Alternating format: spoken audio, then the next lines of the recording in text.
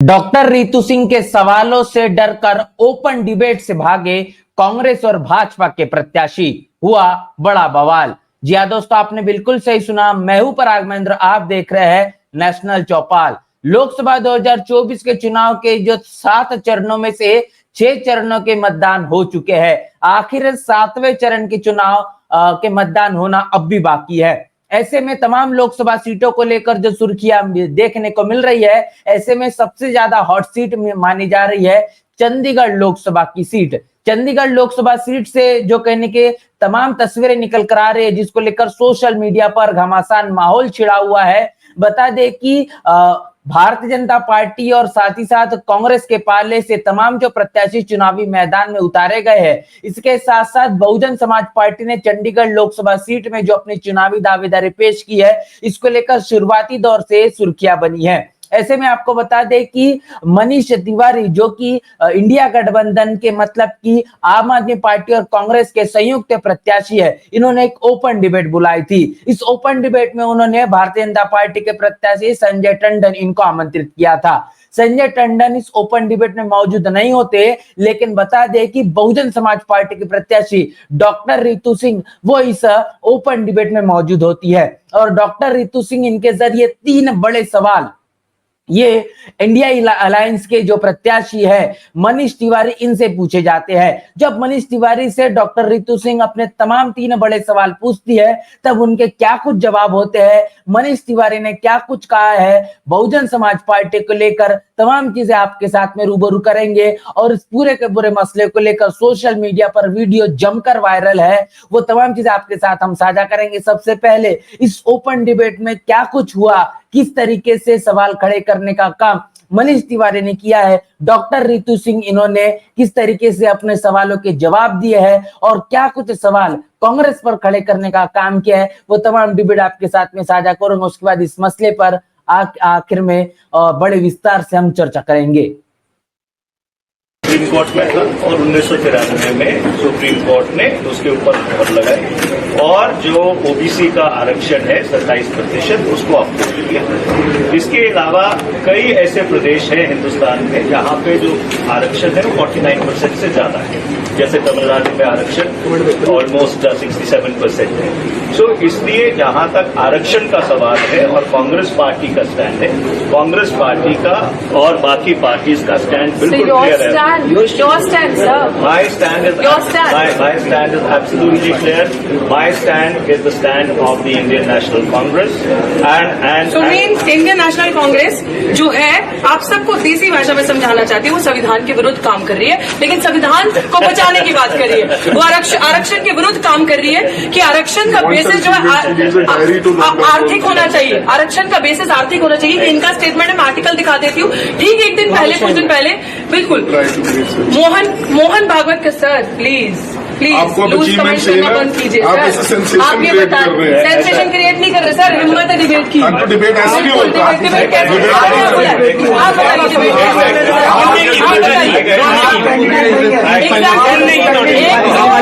एक तो रिजर्वेशन के खिलाफ बात करनी है सर। आप लोग भी कैंडिडेट नहीं, संविधान को बचाने की बात करनी है। बिल्कुल गठबंधन नहीं, आम जनता की, वेरी नाइस, आम जनता की नजर में जब पंजाब में आप इलेक्शन फाइट कर रहे हैं, इलेक्शन फाइट बिल्कुल ये है इनकी, क्योंकि इन्हीं लोगों के पार्टी से स्टेटमेंट आती है कि यूपी बिहार के लोगों को चंडीगढ़ से निकाल देना चाहिए। तो ये मायावती जी की नेपोटिक स्टेटमेंट है।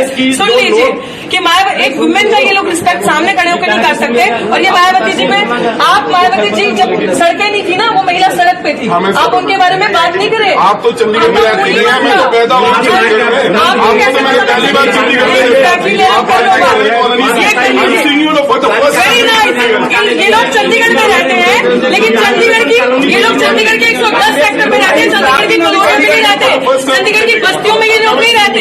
ये लोग, इन लोगों ने हमें देखा अभी, ये लोग गठबंधन की बातें करते हैं, लेकिन एक्चुअली अगर हम ठगबंधन इसको कह रहे हैं तो दर्द हो रहा है, because they have never worked, बस्ती में काम नहीं किया है। अभी सिचुएशन ये है कि बहजी में टिप्पणी करना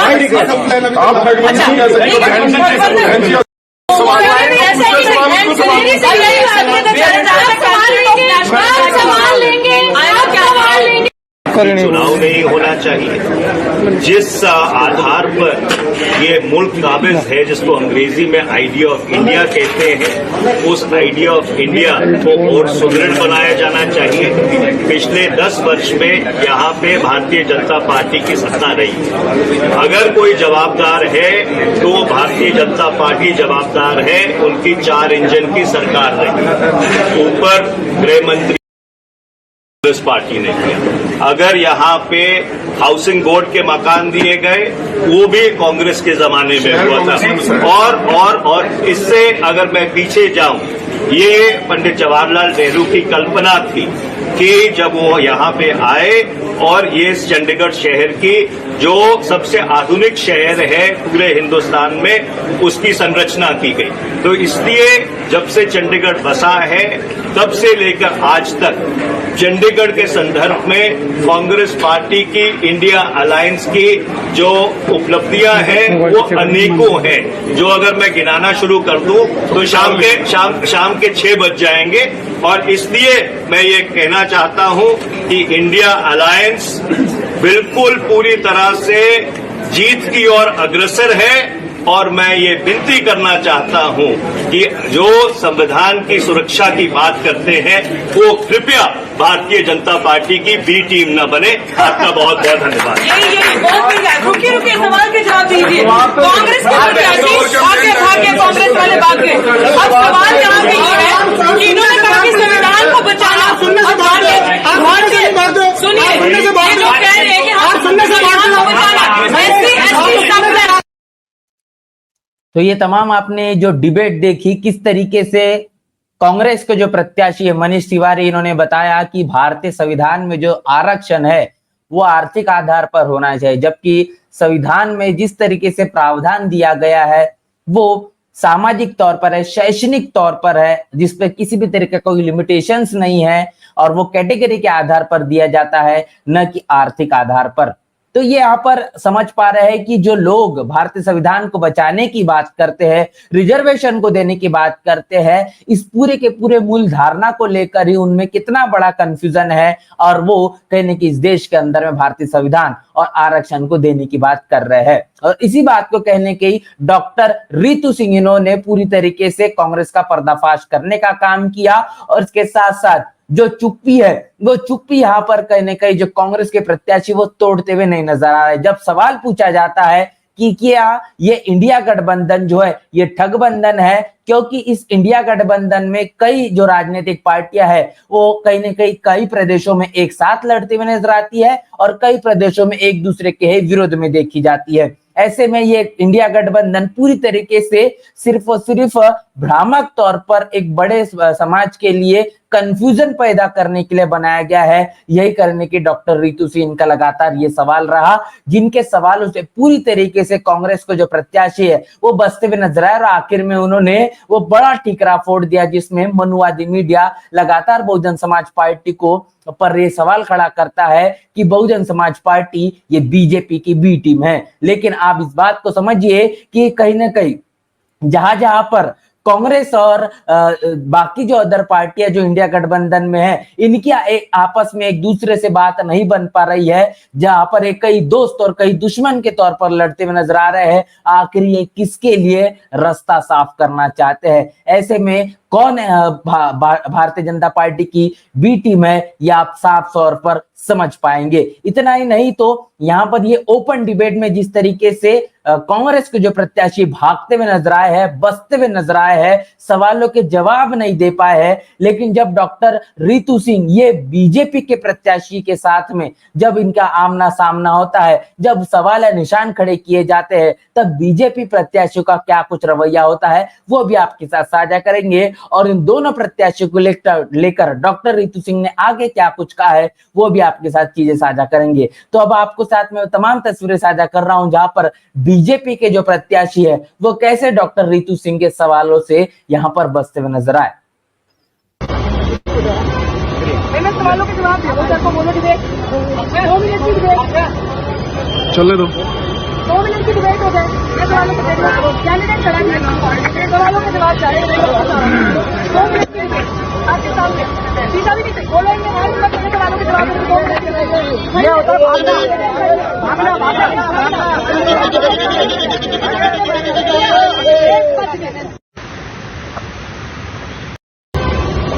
मैं सवालों के जवाब दे दो सर को, बोलो डिबेट।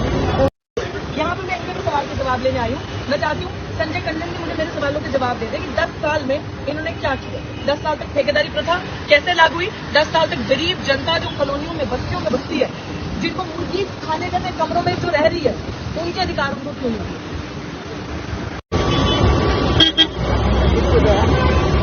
मैं सवालों के जवाब दे दो सर को। तो ये तमाम आपने तस्वीरें वो देखी जहां पर बीजेपी के प्रत्याशी जो कि चंडीगढ़ लोकसभा सीट से संजय टंडन, ये कैसे बहुजन समाज पार्टी के चंडीगढ़ लोकसभा सीट के प्रत्याशी डॉक्टर रितु सिंह इनके सवालों से पूरी तरीके से बचते हुए नजर आए। डॉक्टर रितु सिंह इनका ये कहना था कि जिस तरीके से 2014 और 2019 लगातार पिछले 10 वर्षों से चंडीगढ़ लोकसभा सीट में भारतीय जनता पार्टी के जो प्रत्याशी है वो चुनावी मैदान में रहे और उसके बाद में उन्होंने चुनाव जीता भी। और इस तरीके से इस चुनाव में पिछले 10 वर्षों से क्या कुछ भारतीय जनता पार्टी ने करके दिखाया है, क्या उनका ट्रैक रिकॉर्ड है, वो पूरा का पूरा ट्रैक रिकॉर्ड, वो पूरा का पूरा काम वो लेकर सामने आए और उनके बाद जब वो सवाल किए जाए तो उन सब सवालों के वो जवाब दे। लेकिन ऐसे में बीजेपी के जो प्रत्याशी है संजय टंडन, यह बहुजन समाज पार्टी के प्रत्याशी डॉक्टर रितु सिंह इनके सवालों से बचते हुए नजर आए और बचे नहीं तो कहने के भागते हुए नजर आए कि किस तरीके से उस जगह से निकला जाए और डॉक्टर रितु सिंह इनके सवालों से बचा जाए। तो आप एक अंदाजा लगा पाएंगे कि कांग्रेस के प्रत्याशी ये कहने के बहुजन समाज पार्टी पर गलत तरीके से जो है एलिगेशन लगाकर वहां से भागने का काम करते हैं और बीजेपी के प्रत्याशी तो ये तो बहुजन समाज पार्टी के प्रत्याशी के सामने में उनके साथ सवाल निशान तो छोड़िए, उनके साथ रूबरू तक होना नहीं चाहते। मतलब साफ है, ये दोनों जो सवर्ण लीडरशिप रखने वाली पार्टियां है, ये इस देश के बहुजन समाज के साथ में उनके वोटों के साथ में सिर्फ खिलवाड़ करना जानती है। लेकिन जब बहुजन समाज का इंसान, बहुजन समाज के जब लोग इसी दोनों पार्टियों से जब सवाल निशान खड़े करते हैं, इन पर जब सवाल खड़े करते हैं, इनको जब सवाल पूछा जाता है, तब कहने के ये बचते, डरते और भागते हुए नजर आते हैं। और इस पूरे के पूरे मसले को लेकर डॉक्टर रितु सिंह ने अपने ट्विटर हैंडल से एक वीडियो जारी किया है। उन्होंने क्या कुछ कहा है, फिर एक बार आखिर में वो उनकी प्रतिक्रिया आपके साथ में साझा कर दूं। आज मनीष तिवारी जी ने, जो कि लोकसभा चंडीगढ़ से लड़ रहे हैं इलेक्शन कांग्रेस पार्टी से, ओपन डिबेट का चैलेंज दिया था। मैंने चैलेंज एक्सेप्ट किया और मैं वहां डिबेट के लिए पहुंची। मैंने साहब से 3 सवाल किए, 3 सवाल जिनके उन्होंने मुझे कोई जवाब नहीं दिए। आपने, संजय टंडन जी नहीं आएंगे, संजय टंडन जी ने कभी जनता के लिए काम नहीं किया। जिसने कभी जनता के लिए काम नहीं किया, जो सड़क पे नहीं उतरे, वो जनता को और मीडिया को कैसे फेस कर लेंगे। तो मैंने काम किया, इसलिए मैं आई। मैंने सवाल पहला आपसे पूछा कि आप मुझे बताएं कि ये गठबंधन है कि ये ठगबंधन है, कि पंजाब में और दिल्ली में, चंडीगढ़ में, ये 3 जगह पे आप बहुत शोर जोर से चुनाव लड़ रहे हैं। दिल्ली में आप एक दूसरे के लिए वोट मांग रहे हैं, चंडीगढ़ में आप एक दूसरे के लिए वोट मांग रहे हैं और आपका गठबंधन है। वहीं पंजाब में आप एक दूसरे के अगेंस्ट लड़ रहे हैं और एक दूसरे को गाली दे रहे हैं। भाई, जनता ये जानना चाहती है रिश्ता क्या कहलाता है, ये कौन सा गठबंधन है। और आपके पास मेरे सवाल का जवाब नहीं था, आपके लोग भड़क गए। और दूसरी चीज, अभी दिल्ली में आप ही की सरकार है ना, आम आदमी पार्टी की, जिसके गठबंधन के साथ आप लड़ रहे हैं, और पंजाब में भी आपकी सरकार है आम आदमी पार्टी की। तो SC/ST सब प्लान वहां लागू क्यों नहीं हुआ? जिस गरीब जनता का वोट लेके जनाधार पे आप जिनके सर पे सरकार बनाते हैं, उसी जनता के लिए जो स्पेशल स्कीम संविधान ने उन्हें दी है, मुहैया करवाई है SC/ST सब प्लान, वो उसकी स्कीम लागू क्यों नहीं हुई? उनके बच्चों को, उन गरीब जनता को, नरेगा वर्कर्स को उसके फायदे क्यों नहीं मिलते? आप चाहें तो भी आप लागू कर सकते हैं ना। और फिर उसके बाद मनीष तिवारी जी, आप ही का स्टेटमेंट, आरक्षण, जो गरीब जनता अभी भी चंडीगढ़ में जिनका वोट आप मांग रहे हैं, जिनके वोट से आप सरकार बनाएंगे, जो आप चाहते हैं कि वो जनता आपको, दलित, वाल्मीकि, रविदास समाज की जनता आपको वोट करे, आप मुझे बताएं उस जनता के आरक्षण के विरुद्ध में आपने कहा है कि आरक्षण का बेसिस जो है वो आर्थिक होना चाहिए, वो जाति और नस्ल के आधार पर नहीं होना चाहिए। क्या आप मुझे समझा सकते हैं? वो जनता जिनका सदियों से शोषण हुआ, वो जनता जो दबी कुचली सताई हुई जनता, जिस जनता को आंखों से मार दिया जाता है, जिस जनता की ठेकेदारी प्रथा आपने इतनी बढ़ा दी कि सफाई कर्मचारियों को ठेके के आधार पे यहाँ पे नौकरी मिल रही है और नौकरी से निकाल दिया जा रहा है, उस जनता, उस सफाई कर्मचारियों के लिए आप कह रहे हैं कि आरक्षण नहीं होना चाहिए। आरक्षण का जो है रिवाइज करो पॉलिसी को, आरक्षण जो है वो नस्ल और जाति के आधार पे नहीं होना चाहिए, आर्थिक आधार पे होना चाहिए। मूर्ख किसी और को बनाए। आप मेरे सवाल के जवाब दें। अभी भी मेरे 3 सवाल जो मैंने आपसे प्रेस क्लब में किए वैसे के वैसे ही हैं। मैंने ओपन डिबेट का चैलेंज एक्सेप्ट किया और आपने ओपन डिबेट के चैलेंज में मेरी सवालों के जवाब नहीं दिए। मैं अभी भी वेट कर रही हूँ कि मेरे इन तीनों सवालों के जवाब आप मुझे दें। तो यहाँ पर ये वीडियो जारी करके डॉक्टर रितु सिंह ने पूरी तरीके से कांग्रेस के प्रत्याशी मनीष तिवारी, इसके साथ साथ भारतीय जनता पार्टी के प्रत्याशी संजय टंडन, इनका पर्दाफाश करने का काम किया है और उन्हें बताया है कि कांग्रेस के जो प्रत्याशी मनीष तिवारी, इनका ये कहना है कि जो आरक्षण है वो आर्थिक आधार पर होना चाहिए। जिन्होंने आरक्षण को लेकर कहने की उसकी पुष्टि नहीं की, उसको सही तरीके से उसकी जानकारी नहीं ली, भारतीय संविधान को पढ़ने का कभी काम नहीं किया और उसके गहराई को कभी नहीं समझा और आज उसको बचाने को लेकर जो वोटों की अपील की जा रही है, मतलब साफ है कि कांग्रेस के जो प्रत्याशी है और कांग्रेस देश में सिर्फ और सिर्फ दलित, आदिवासी, पिछड़ा, धार्मिक अल्पसंख्यक में से खासतौर पर मुस्लिम समाज के लोगों की वोटों की खरीद फरोख्त करना जानती है। उनके हक और उनके अधिकारों को वो देना बिल्कुल भी नहीं चाहते और इसका एक लंबा इतिहास कांग्रेस का रहा है। जब जब भी कांग्रेस की नैया डूबते हुए नजर आई है, तब तब दलित, आदिवासी, पिछड़ों, उनके हक अधिकारों को लेकर कांग्रेस ने उनको भावनात्मक तौर पर तैयार करने का काम किया और उनके वोटों को लेने का काम किया। और जब वो सत्ता में आने के बाद में कहने के उनके हक अधिकारों पर कहने की अपनी जबान खोलते हुए भी कांग्रेस के माध्यम से तमाम उनके नेता नजर नहीं आते। और इसी के साथ साथ भारतीय जनता पार्टी अब लगातार जिस तरीके से सवाल निशान खड़े करने के बाद में कटघरे में खड़ी हो चुकी है, तमाम पिछले 10 वर्षों में जो काम बीजेपी ने किया है वो क्या काम किए है, आज उसको बताने के लिए भी बीजेपी के प्रत्याशी कहीं न कहीं अब भागते नजर आ रहे हैं, क्योंकि उनको पता है कि उनकी जो राजनीति है वो सांप्रदायिक माहौल को चलते हिंदू, मुस्लिम और राम मंदिर तमाम तरीके के बेबुनियाद तरीके से जो मुद्दे कहने के जनता के मुद्दे ना होकर जो बीजेपी मुद्दे बनाती है उन मुद्दे को लेकर लड़ रही है। ऐसे में अब भारतीय जनता पार्टी और कांग्रेस की जो सही नीयत है, सच्ची तस्वीर है, वो पूरी तरीके से जग जाहिर हो चुकी है, जिसको लेकर डॉक्टर रितु सिंह, इन्होंने जो वीडियो सोशल मीडिया पर जारी किया है वो कहने के अब तेजी से वायरल है और ये डिबेट भी कहने के वायरल चल रही है। इस पूरी की पूरी चर्चा बातचीत को लेकर और डॉक्टर रितु सिंह बहुजन समाज पार्टी की चंडीगढ़ लोकसभा सीट के प्रत्याशी, इनके माध्यम से बीजेपी और कांग्रेस के प्रत्याशी का जो पर्दाफाश किया गया है, इसको लेकर आपकी क्या राय है और इस ओपन डिबेट को लेकर आप क्या सोच रहे हैं, उसको लेकर भी हमें कमेंट बॉक्स में आपकी प्रतिक्रिया जरूर दें। बने रहे नेशनल चौपाल के साथ, मिलते नए वीडियो में, तब तक के लिए जय भीम, जय भारत।